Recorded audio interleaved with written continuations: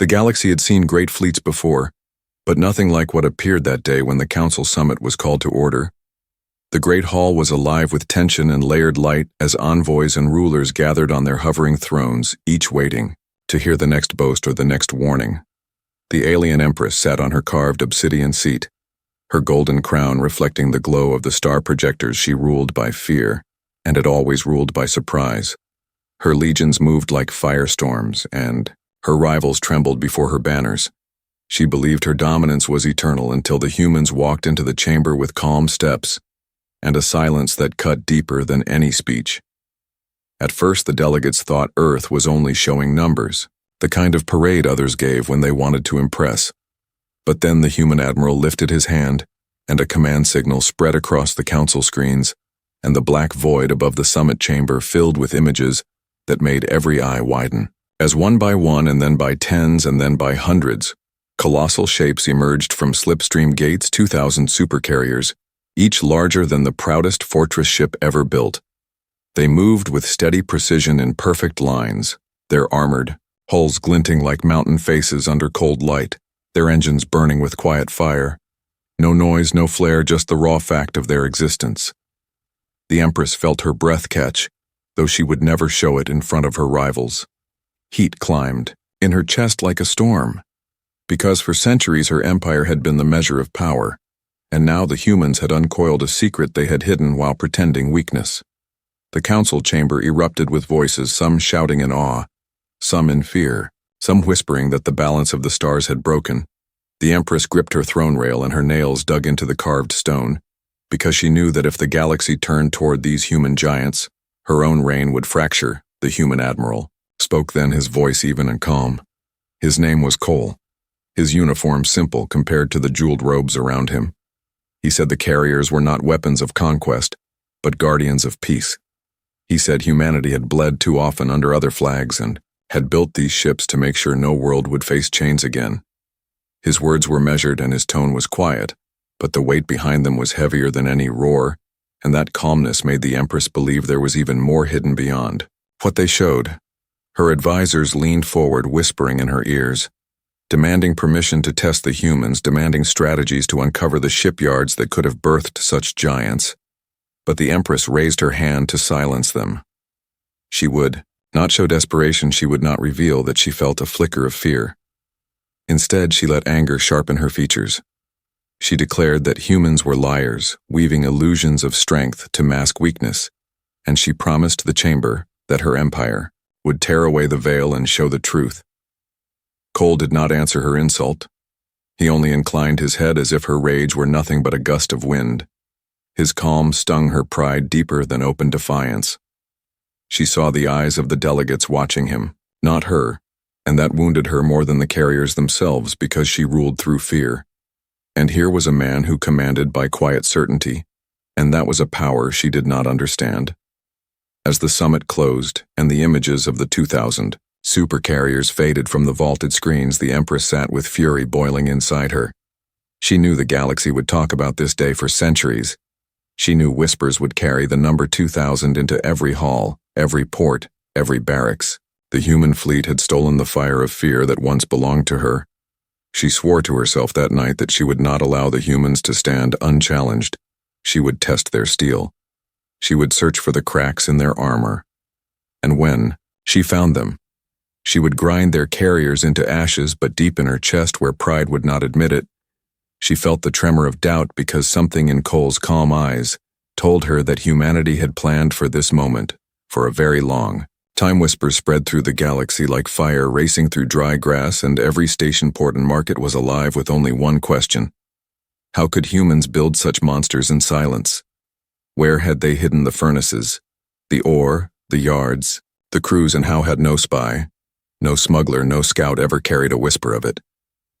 The alien Empress sat on her throne and demanded answers from her spy master, and when he had none, she called him useless and sent him crawling away, for she would not believe that humanity had done this without trick or shadow. She believed there had to be a secret place where the carriers had been forged, and she swore she would find it. Out among the stars, small truths began to surface. Stories carried by traders who had seen strange lights behind ice moons, Stories told by refugees who spoke of hidden stations on hollowed asteroids. Stories from salvagers who swore that old battle wrecks long abandoned had started humming again with strange power. Many dismissed the tales as drunken rambling but pieced together. They formed a picture of a people who never stopped building. Humans had been working in silence while the galaxy laughed at their small fleets. They had kept their heads down their mouths, shut their hands busy, and the carriers were the harvest of patience. Admiral Cole knew the rumors would grow. He expected them. He had trusted that secrecy would hold only until the unveiling, and now the galaxy would gnaw itself, trying to trace the hidden threads that tied together shipyards across the stars. What they would never guess was that no single yard had built a carrier instead. Each piece was made in scattered corners, small enough to be ignored, unnoticed. Some hidden inside natural caverns, some on orbital platforms disguised as mining rigs, and all of it stitched together by a logistics web so tight and so silent that no outsider could have seen the full picture. The mind behind that web was Commander Maya Chen. She was not known to the galaxy, not yet. But she had been the one who planned every shipment, every timing, every false signal. She had woven the shadows into a fabric strong enough to carry 2,000 giants into the light. The Empress, though, did not rest. She summoned her war council and demanded a strike. She ordered her admirals to find a convoy and test its strength to peel away the human mask. Her spies whispered that if they could bleed one carrier in public, the illusion of strength would collapse. She agreed, and told them to choose carefully to find a target that would bring both proof and humiliation. She wanted the galaxy to see that human carriers were only painted metal in the lower decks of human command. Maya Chen studied streams of numbers. She saw the patterns of trade, the swirls of fuel, the flow of ore. She knew the Empress would send teeth soon. She warned Admiral Cole that their convoys would be hunted. Cole only nodded. He knew it too, but his eyes stayed calm. He believed that the first test would define the war more than any battle after it. And he ordered that when the blow came, the humans would not simply endure. They would answer in a way that the galaxy would never forget. So the stage was set. The Empress believed she had found the seam. The humans waited in silence. The galaxy leaned forward, eager for spectacle, and behind it all the carriers rested in orbit, patient, immovable like mountains waiting for the storm. The Empress gave her order, and her strike group moved with the confidence of predators. They believed the humans would scatter like frightened prey when the claws came down. The chosen target was a convoy of human freighters carrying ore and supplies through a quiet stretch of space. The Empress wanted to see if the great carriers were only ceremonial giants or if they carried true power.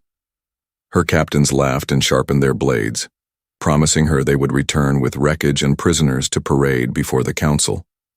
The strike group dropped from fold space with weapons already armed, and the first salvo of fire cut across the path of the human convoy. The freighters did not flee. They held formation shields raised, as if expecting what was coming. The alien warships bore down, preparing to split them apart when a ripple passed through the black sky, and a single carrier folded in it arrived without fanfare, without thunder. Only a calm shiver of light, as if the stars themselves had made room for it. The alien commanders stared in disbelief at the size of the human ship that blocked their path. Its hull stretched across the void like a continent, its silhouette darker than space itself. And yet what unnerved them more was not the size but the calmness of its movement. The carrier did not rush to fire. It did not roar. It simply opened like a giant waking from sleep. And from its bays spilled drone clouds that shimmered like metallic swarms. Escort frigates fanned out from hidden hangars, and rescue craft streamed alongside them as if prepared for both battle and aftermath. The aliens charged confident in their speed and numbers. They struck hard, but the carrier met them with a shield wall of drones that absorbed the first storm of fire. The drones moved like a living curtain, intercepting missiles and carving through enemy interceptors. Every strike against them seemed to multiply their resolve. The carrier launched a second wave, this time not to destroy but to capture, and within moments enemy engines sputtered as ion nets wrapped around them. The battle became short and ugly, not a contest of equals but a demonstration of dominance. Admiral Cole stood on the bridge, his hands clasped behind his back, his eyes steady as his crew carried out the plan. There was no triumph in his tone when he ordered restraint. Instead, He told them to focus on ending the fight quickly and pulling. Survivors from the drifting hulks, human medics rushed into the void and rescue craft, grabbing wounded enemy soldiers before their air leaked away before flames consumed them. The alien captains could not comprehend what they saw. The same humans who had crushed their ships were also pulling their soldiers into safety, giving water and bandages instead of leaving them to drift cold and forgotten. The surviving flagship limped away, scarred, broken, its captain, staring at the human carrier that had spared his crew the taste of total death. He carried shame heavier than defeat. Because mercy was harder to explain than power, he knew the Empress would not accept his words. He knew she would call it weakness or trickery. Yet he also knew in his bones that the humans had shown a strength beyond weapons. When the reports reached the Empress, her rage shook the palace walls. She hurled a goblet across the throne room and cursed the incompetence of her captains. But when she was left alone, she remembered the images of human medics saving her wounded. She told herself it was deception, a clever mask meant to erode her resolve. She promised that she would not be softened. She would harden herself like iron against such illusions, but in the private silence of her mind, the memory returned again and again, and she wondered if her empire had misunderstood the humans completely. The Empress gathered her grand council within the obsidian walls of her palace. Her voice cut through the chamber like a blade, and she declared that humanity had grown arrogant with their carriers and that arrogance must be broken. She promised spoils and glory to those who would march with her, and she threatened ruin to those who hesitated. The galaxy listened and the council fractured. Some rulers leaned toward her out of fear of her wrath, while others whispered that the human fleet had already shifted the balance, and that siding with her meant walking into certain disaster. Still, the Empress used fear as she always had, promising safety, only through obedience, and punishment through defiance. In the ports and courts of neutral worlds, rumors spread of the coalition she was building, fleets gathering under banners painted with her sigil, promises of plunder whispered to ambitious admirals. She told them that humans could not maintain 2,000 carriers, that it was all illusion, that their supply lines were fragile, and that if struck swiftly, they would crumble. She told them that the council summit had been a performance, nothing more, and she demanded they join her before humanity expanded further. Admiral Cole watched the shift from afar through endless reports, flowing into the command decks of Earth's defense. Yet he saw the coalition hardening piece by piece, and he understood the danger. But instead of rushing to match her aggression, he chose a different path. He declared that the humans would open a corridor through their space safe for all ships' trade. Convoys, refugees, diplomats, anyone who wished to pass would be given protection without tribute, without threat. Many in his own staff questioned the wisdom of it, believing it would invite attack, but Cole remained calm. He explained that sometimes the most dangerous move was to appear weak and to draw the enemy into showing their true hand. Commander Maya Chen worked tirelessly behind the scenes, taking Cole's decision and weaving it into a web of deception. She began to move pieces of the fleet in ways that would create illusions of strength where little existed, and shadows where strength was real. She turned small patrol squadrons into what looked like vast forces on enemy sensors. She built false signal trails that suggested convoys were unguarded when in truth layered defenses waited nearby. She transformed human logistics into a stage play, designed to bait the Empress into striking where the humans wanted. The Empress took the bait, as Cole had expected. Her scouts reported that the corridor was vulnerable, lightly guarded by only a handful of carriers and escorts. Her admirals pressed for a decisive strike. They told her this was their chance to break the illusion in full view of the galaxy, and she agreed. She gathered her coalition ships into a single spearhead and pointed them toward the human corridor. She ordered them to burn the path to cinders and to make the galaxy watch humanity fall.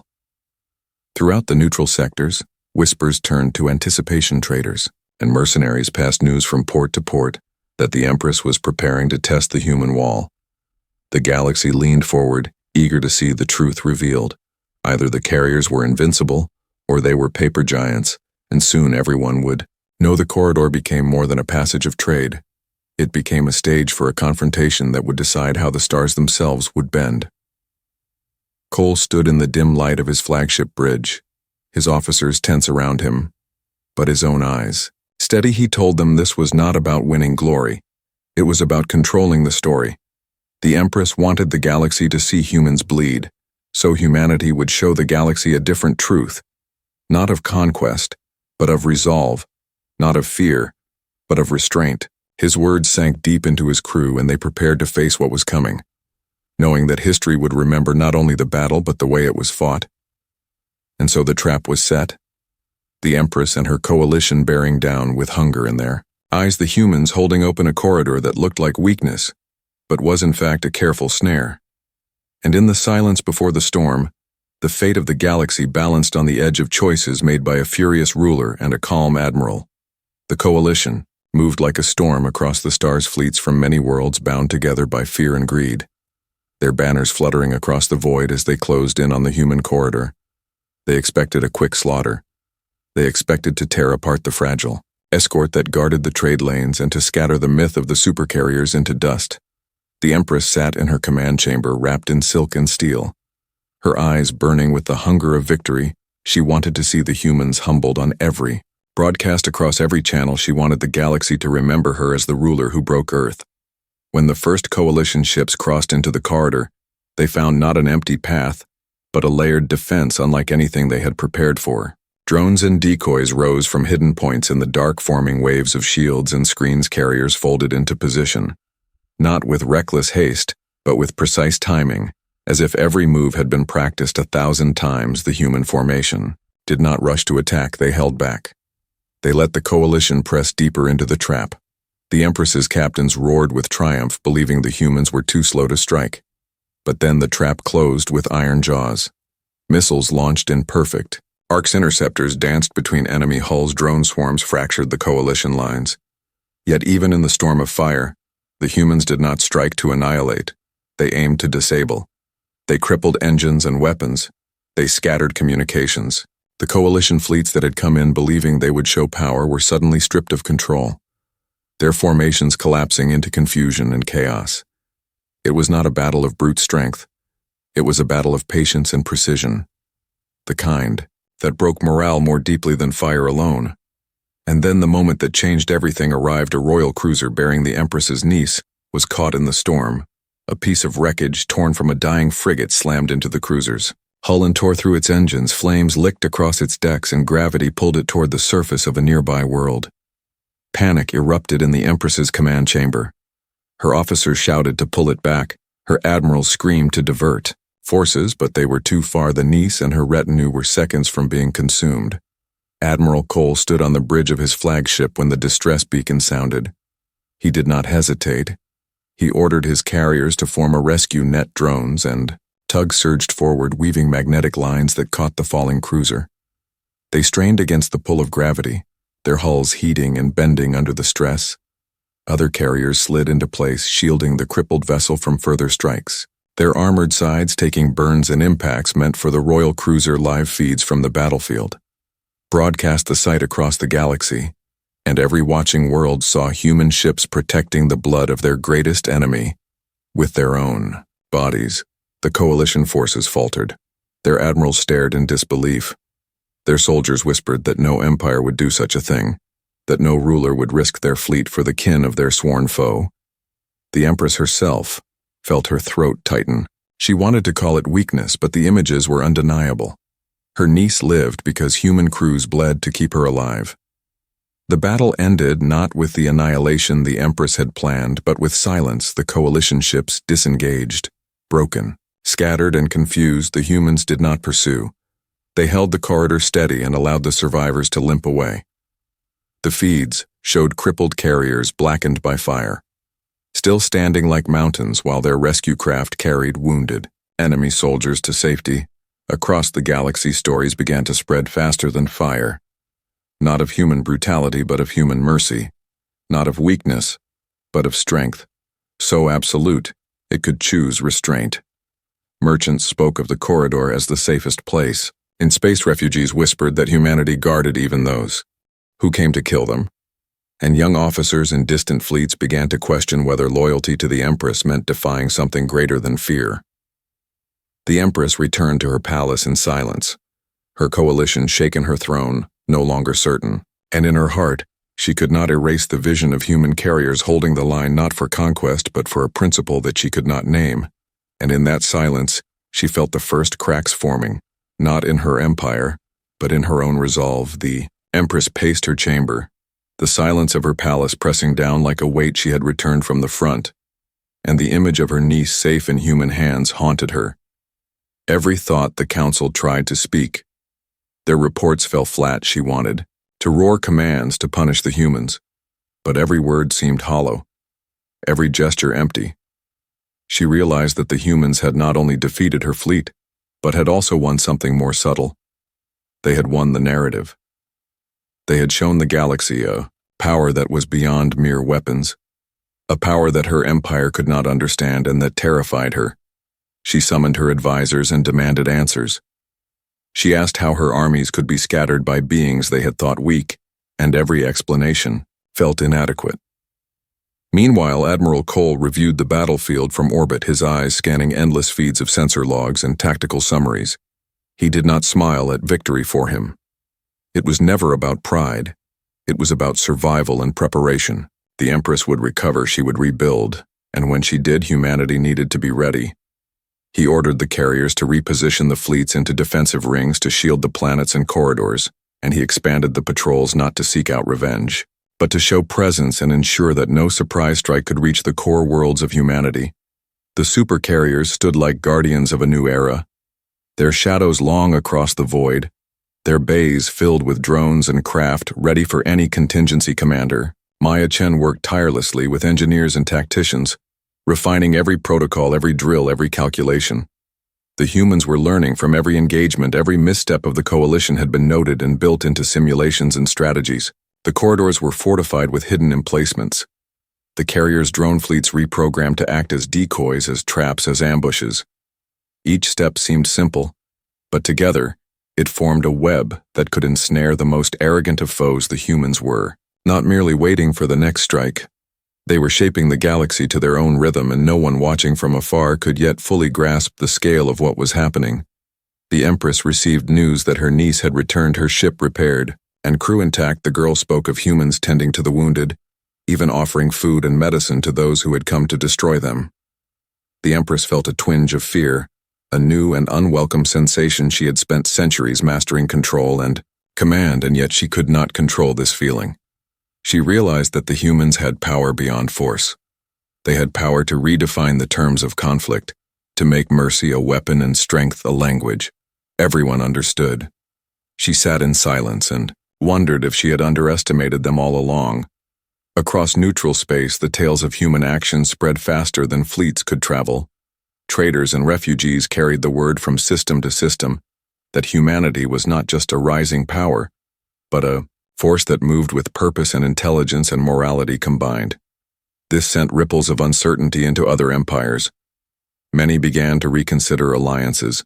Others began to prepare quietly, knowing that the humans could no longer be counted on. To act as expected, the galaxy was shifting, and even those who sought to oppose humanity could not predict what would come next.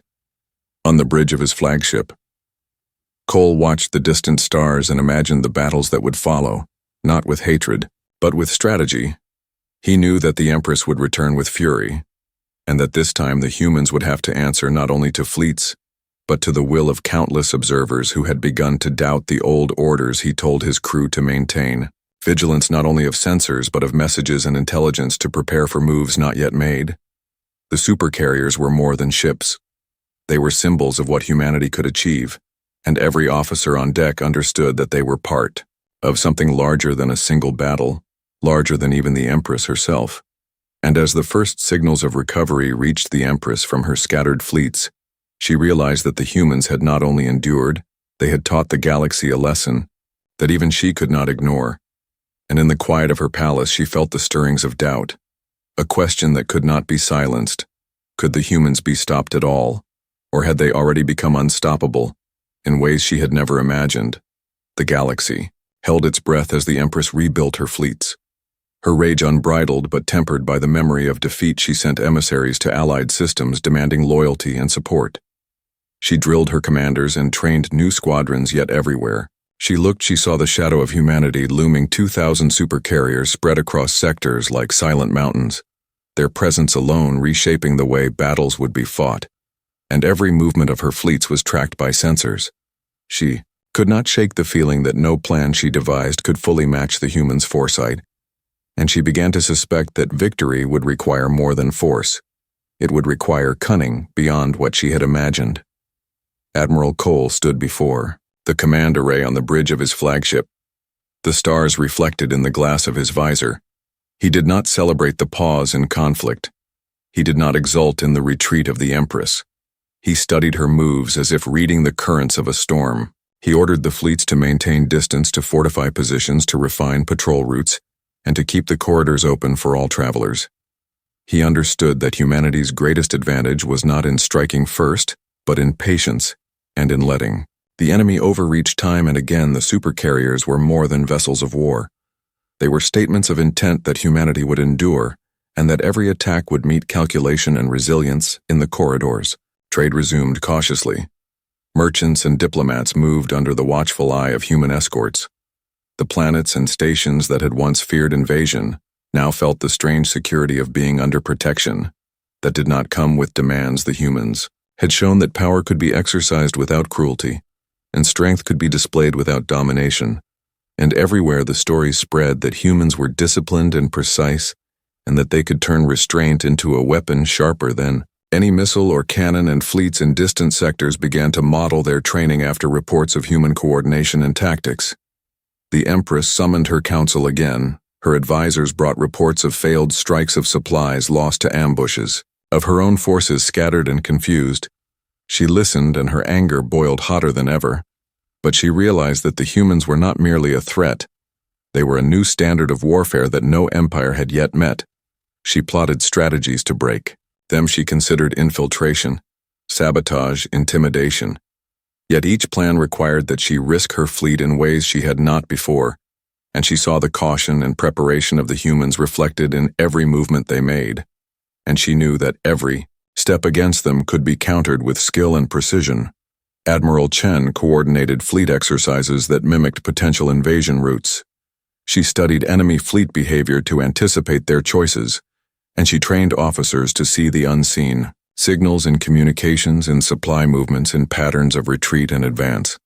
The humans were weaving an invisible net across the galaxy, one that relied on intellect and discipline, rather than mere destruction. And every officer understood that this was the ultimate battle of strategy and nerve, that no one fleet could win by sheer force alone. And in the quiet moments after the maneuvers, Cole reflected on what had been achieved. Humanity had not only survived the wrath of a galactic Empress, but had transformed the expectations of the galaxy itself. They had shown mercy to their enemy. They had demonstrated patience under attack, and they had turned restraint into a weapon that inspired loyalty and fear in equal measure. And across sectors, whispers carried the truth that no empire could ignore the humans. The galaxy had learned that the strength of Earth was not measured only by ships or firepower, but by the will and discipline of the species, and every observer understood that humanity had claimed its place at the center of the stars. The Empress returned to her throne. Her fleets rebuilt, her pride wounded but unbroken. She knew the humans waited, and that every engagement would test her resolve and hers alone. And in the shadow of 2,000 supercarriers, she faced the lesson that no empire could claim absolute dominion in the galaxy. While humans held the power to endure, to protect, and to strike with precision, the stars themselves had shifted, and the galaxy would never be the same again. The galaxy settled into an uneasy calm. The Empress's fleets repaired and rebuilt, yet the shadow of humanity stretched across the void. Every system that had witnessed the courage and discipline of the humans spoke of them in reverent tones. They told stories of supercarriers that moved like mountains through the stars, of warriors who chose mercy over slaughter, of precision that turned chaos into order. The Empress sat in her throne room, her hands resting on the cold steel armrests, her mind racing with plans to strike again. Yet she knew that each move would be met with patience and foresight. The humans were no longer just a threat. They were a force that defined the rules of engagement across the galaxy. Admiral Cole observed the stars from the bridge of his flagship, knowing that the galaxy had changed forever. He had seen fleets that believed themselves invincible crumble under strategy and foresight. He had seen mercy become a weapon sharper than any cannon. And he had understood that humanity's strength lay not in numbers or firepower, but in the will to endure, to adapt, to protect, and to strike when necessary. He issued commands to maintain readiness to train, new crews to anticipate threats before they appeared. The supercarriers loomed across the sectors as symbols of what humans could achieve, and the galaxy took note with awe and fear. Commander Chen reviewed simulation after simulation the humans. Learning from each engagement, adapting, refining their tactics, they prepared for every scenario, including those that no one else would dare consider. They studied enemy behavior patterns, supply lines, reinforcements, retreat protocols, and every anomaly. Became part of a strategy that could overwhelm the boldest foe, and yet they tempered their strength with restraint. They offered mercy when possible, even to those who had sought to destroy them. The galaxy watched and whispered that this was not just power. This was the rise of a species that would shape history with every choice they made. The Empress could not ignore the reports of her niece, speaking of humans tending to the wounded of her own empire, providing aid and shelter of humans, who had faced death themselves, choosing to save lives rather than take them. And in that knowledge, the Empress felt an emotion she could not name. She realized that humanity had achieved what no empire could. All at once they had defeated fear, conquered expectation, and rewritten the rules of what strength meant, and she knew that every future conflict would carry the shadow of Earth's warriors and their 2,000 supercarriers and their unyielding discipline. Across the galaxy, diplomats and traitors moved under the quiet protection of humanity. The corridors that had once been war zones became safe passages. Systems that had feared annihilation now whispered the name of humans with respect. Even the fiercest rivals began to reconsider their strategies, knowing that the humans could not simply be destroyed. They had to be respected. They had to be reckoned with. And the galaxy understood that the rise of humanity was more than survival. It was the establishment of a legacy, a force that demanded attention and reverence. And in the stillness above the stars, Admiral Cole allowed himself a moment to reflect the humans had endured. They had taught the galaxy that true strength was patience, that mercy could inspire fear, that discipline could conquer chaos, and that the will of a species could shape the destiny of billions. The supercarriers floated like silent guardians across the void, and every officer and crew member understood that they were part of something eternal, a chapter of history written not with hatred or vengeance but with foresight, courage, and honor. The Empress returned to her palace knowing the war had changed forever, knowing that humanity had carved a place that no force could erase. The galaxy had learned that Earth's warriors were not to be underestimated, that their power was absolute in ways that went beyond guns and missiles. And in that moment the stars themselves seemed to bend to the presence of 2,000 supercarriers and the unbreakable will of humanity. The end.